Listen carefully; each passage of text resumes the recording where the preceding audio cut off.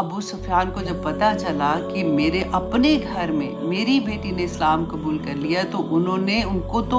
غصے کا آپ سوچ سکتے ہیں کہ عالم کیا ہوگا۔ حبیبہ بھی اپنے ہسبینڈ کے ساتھ حبشہ ہجرت کر گئی۔ کسی بھی ظلم کے بدلے میں وہ اپنا دین نہیں چھوڑنا چاہتی تھی کہ یہ وہ لوگ ہیں جو حضرت عیسیٰ اور ان کی والدہ کے بارے میں جو عقائد رکھتے ہیں وہ کوئی سن ہی نہیں سکتا۔ جب انہوں نے پوچھا کہ تم لوگ عیسیٰ کے بارے میں اور مریم کے بارے میں کیا سوچتے ہو، انہوں نے قرآن کی وہ آیا پڑھی تو نجاشی جو ہے وہ کہتے ہیں کہ رونا شروع ہو گیا، اور اتنا رویا کہ اس کی داڑھی بھی بھیگ گئی۔ تو آج ہم جیسے ام المومنین ام حبیبہ رضی اللہ عنہ کے بارے میں جانیں گے تو یہ ابو سفیان کی بیٹی تھی۔ ابو سفیان نے اسلام جو ہے نا وہ فتح مکہ کے موقع پہ قبول کیا تھا، اور یہ اتنی پاورفل وہاں پہ ایک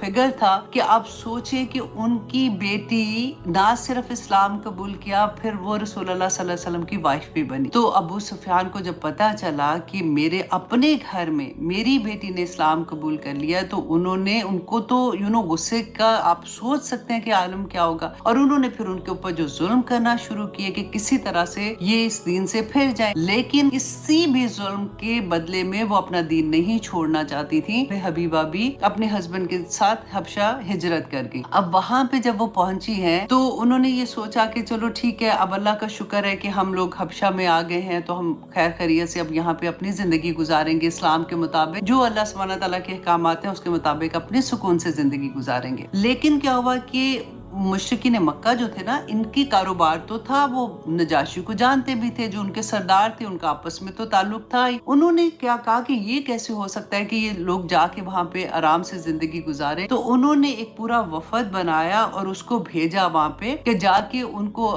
نجاشی کو یہ کہے کہ ہمارے کچھ لوگ جو ہیں وہ اپنے دین سے پھر گئے ہیں، اور اس لیے ان کے جو خاندان والے ہیں وہ ان کو واپس لینا چاہتے ہیں، تو ان کو واپس بھیج دیں۔ اور ساتھ اس نے کیا کہا کہ یہ وہ لوگ ہیں جو حضرت عیسیٰ اور ان کی والدہ کے بارے میں جو عقائد رکھتے ہیں وہ کوئی سن ہی نہیں سکتا۔ مطلب ان کو نجاشی جو تھا نا وہ کرسچن تھا، تو اس کو بھڑکانے کے لیے انہوں نے ساتھ ہی ابھی پیغام بھیج دیا۔ جب انہوں نے پوچھا کہ تم لوگ عیسیٰ کے بارے میں اور مریم کے بارے میں کیا سوچتے ہو، انہوں نے قرآن کی وہ آیا پڑھی تو نجاشی جو ہے وہ کہتے ہیں کہ رونا شروع ہو گیا، اور اتنا رویا کہ اس کی داڑھی بھی بھیگ گئی، اور اس کے ساتھ ہی کہتے ہیں کہ اس نے کہا کہ یہ وہی نور ہے جو حضرت عیسیٰ کو دیا گیا تھا، اسی نور کا یہ بھی حصہ ہے، کیونکہ حضرت جعفر کہتے ہیں کہ اس سے زیادہ مشکل وقت میرے پہ کوئی نہیں تھا، کہ کیونکہ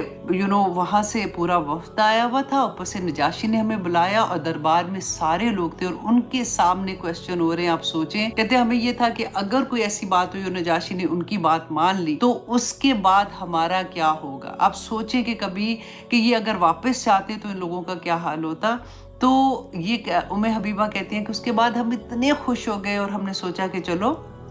اب ہماری تکلیف کے دن ختم ہوئے۔ تو کہتی ہے کہ ایک رات میں نے خواب میں یہ دیکھا کہ میرا ہسبینڈ جو ہے وہ ایک گہرا سمندر ہے اور اس کے اندر ڈبکیاں لگا رہے ہیں، مطلب اس کے اندر جیسے ڈوب رہے ہیں، اوپر آ رہے ہیں باہر آ رہے ہیں۔ کہتے خوف کے مارے جب میری آنکھ کھلی، لیکن میں نے یہ کسی سے ذکر نہیں کیا، تو لیکن اس خواب کی تعبیر کچھ دن کے بعد یہ ہوئی کہ ان کے خاوند جو ہے نا وہ انہوں نے اسلام چھوڑ دیا، مرتد ہو گئے اور وہ کرسچن ہو گئے۔ اور جب وہ کرسچن ہوتے ہیں تو پھر اپنی بیوی سے کہتے ہیں کہ یا تم اسے طلاق لے لو اور یا پھر تم عیسائی بن جاؤ۔ اب کہتی ہیں کہ میرے پہ وہ کیا وقت ہوگا کہ میں ایک ایسے ملک میں جہاں پہ میرا کوئی ہے نہیں ہے، اور میں یہ سوچوں کہ اگر میں عیسائی بن جاتی ہوں تو میرے پورے جسم کو کوئی لوہے کی کنگھی کے ساتھ میرے جسم کے ایک ایک گوشت کے ٹکڑے کو اکھاڑ دے تو وہ بھی میں قبول کر لوں گی، لیکن میں اپنا دین نہیں چھوڑ سکتی۔ اللہ اکبر۔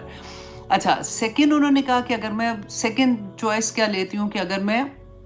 واپس اپنے طلاق لے کے اپنے باپ کے پاس واپس چلی جاتی ہوں، تو مجھے یہ بھی پتا تھا کہ جب میں واپس جاؤں گی تو وہاں پہ ظلم کی کیا انتہا ہوگی جب تک میں اپنا دین نہیں چھوڑوں گی۔ اور تیسری چیز کہتی ہے میں نے یہ سوچا کہ میں اللہ سے دعا کرتی ہوں تو اس ملک میں اگر میں خامن تو ڈیفینیٹلی اس طرح کی حالت میں آ گیا ہے تو میں پھر اس اللہ سبحانہ تعالیٰ سے دعا کروں گی کہ اللہ سبحانہ تعالیٰ میری حفاظت کرے اور میں ادھر ہی رہتی ہوں۔ کہتی ہیں کہ جب میں نے بس میں نے دعا کرنی شروع کر دی، اور خاوند کا انہوں نے کہا کہ جیسے ہی وہ اس نے عیسائیت قبول کی، اور اس کے بعد پھر وہ نشے کی حالت میں سارا وقت نشے میں دھت رہتا تھا، اور اس کی آہستہ آہستہ اس کی حالت بھی ایسی خراب ہونی شروع ہو گئی کہ کچھ ہی اس واقعہ کے کہ جب اس نے یہ کہا کہ طلاق لے لو یا پھر تم عیسائی ہو جاؤ، کہتی اس کی کچھ ہی دیر کے بعد اس کی وفات ہو گئی۔